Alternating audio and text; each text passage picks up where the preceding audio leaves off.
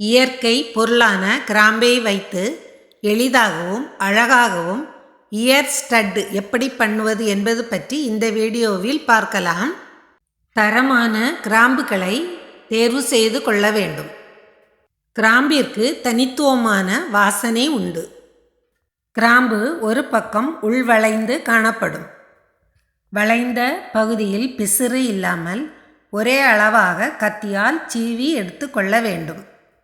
அப்போதுதான் காதில் கம்மல் கரெக்டாக பொருந்தும். இந்த கிராம்புகளை குட்டையாக வெட்டி எடுத்துக்கொள்ள வேண்டும். வெட்டிய பகுதியின் இரு பக்கங்களையும் லேசாக ட்ரிம் பண்ணி கொள்ள வேண்டும். அப்போதுதான் ஒட்டும்போது கரெக்டாக பொருந்தும். இந்த முறையில் கிராம்புகளை வெட்டி எடுத்துக்கொள்ள வேண்டும். மெலிதான மீடியம் சைஸ் பொட்டு எடுத்துக்கொள்ளலாம். பொட்டின் நடுப்பகுதியை மார்க் பண்ணி கொள்ளலாம். தடிமனான பேப்பர் அட்டையை எடுத்துக்கொள்ள வேண்டும். அட்டையில் ஊசி டைட்டாக இருக்குமாறு குத்தி கொள்ளலாம். ஊசி டைட்டாக நேராக நிற்க வேண்டும். நடுப்பகுதி மார்க் பண்ணிய பொட்டை ஊசியில் குத்தி கொள்ள வேண்டும். கிராம்பு சிறியதாக இருப்பதால் ஒட்டுவதற்கு வசதியாக இந்த முறையை ட்ரை பண்ணலாம். இந்த முறையில் இயர் ஸ்டட்டை நீட் அண்ட் பெர்ஃபெக்டாக பண்ண முடியும்.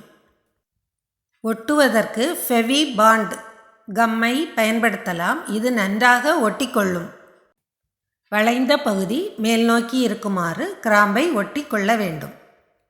இதே பெரிய கம்மலாக பண்ண வேண்டும் என்றால் ஒட்டு பெரியதாக எடுத்துக்கொள்ள வேண்டும். 4-5 கிராம்புகளை ஒட்டலாம். பசையில் கிராம்புகள் நன்றாக ஒட்டி கொள்வதால் உடையவோ கழண்டு வரவோ செய்யாது.